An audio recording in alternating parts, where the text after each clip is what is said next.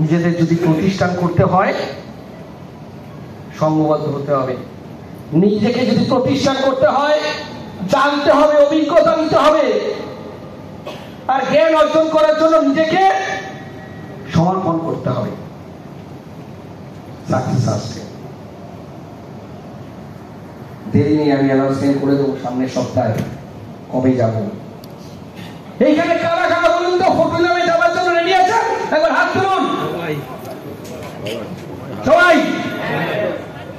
জীবন আবার, জীবন আবার, জীবন আবার, জীবন আবার, জীবন আবার। একটা কথা চিন্তা করুন,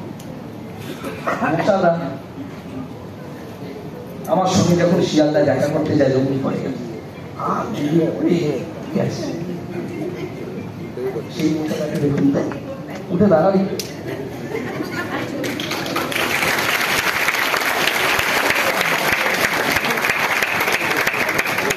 আমাদের গর্ব না এটা?